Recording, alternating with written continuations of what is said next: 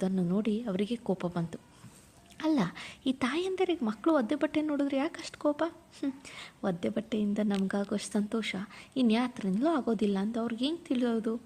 ಆಕೆ ಭತ್ತ ಹರಳಾಗುವಂತೆ ಸಿಡಿದು, ಬಾರೋ ಒಳಗೆ, ಹೆಣ್ಣು ಹುಡುಗರೊಡನೆ ಎಂಥ ಆಟ ಎಂದು ಗದರಿದರು. ಅಷ್ಟು ಪುಟ್ಟ ವಯಸ್ಸಿನಲ್ಲೂ ಹಿರಿಯರು ತಲೆಗೆ ತುಂಬೋಕೆ ಶುರು.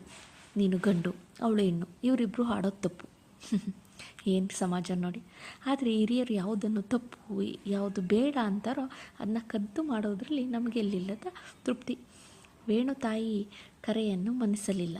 ಆಕೆ ಹತ್ತಿರ ಬಂದು ತಿಂಡಿ ಆಸೆ ತೋರಿಸಿ ವೇಣುವನ್ನು ಮನೆಯೊಳಗೆ ಕರ್ಕೊಂಡು ಹೋದರು. ನಮಗೆ ಆಟದಲ್ಲಿ ಆಸಕ್ತಿಯೇ ಹೊರಟೋಯ್ತು. ಯಾಕೆಂದರೆ ವೇಣುವಿನಂತೆ ಸಿಳ್ಳೆ ಹಾಕುವುದು ನಮಗೆ ಬರ್ತಿರಲಿಲ್ಲ. ನಾವು ಆ ಆಟನ ಬಿಟ್ಟು ಮಣ್ಣು ಗುಡ್ಡೆ ಗೋರಿ ಹಾಕತೊಡಗಿದು.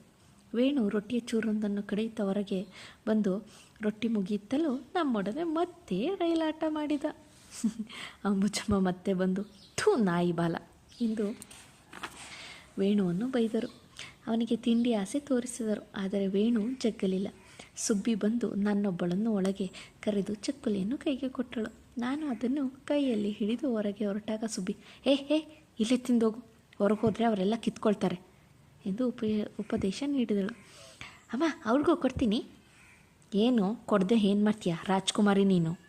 ಆಟದ ಚಪಲದಿಂದ ನಾನು ಹೊರಗೆ ಬಂದೆ. 2 ಎಳೆಯ ಕಣ್ಣುಗಳು ಆಸೆಯಿಂದ ನನ್ನ ಕೈಯಲ್ಲಿದ್ದ ಚಕ್ಕುಲಿಯ ಬಳ್ಳಿಯನ್ನು ನಾಟಿ ನಿಂತವು. ವೇಣುವಿಗೆ ಉಷಳಿಗೆ ಒಂದೊಂದು ಚೂರು ಕೊಟ್ಟೆ. ಅಂಬುಜಮ್ಮ ಧಾವಿಸಿ ಬಂದು ವೇಣುವಿನ ಕೈಯಲ್ಲಿದ್ದ ಚೂರನ್ನು ಕಿತ್ತು ಎಸೆದು, ಸಿಕ್ಕವ್ರು ಕೊಟ್ಟೆ ಎಣ್ಣೆ ತಿಂಡಿನೆಲ್ಲ ತಿಂತೀಯೇನೋ ಎಂದು ಗದರಿದರು.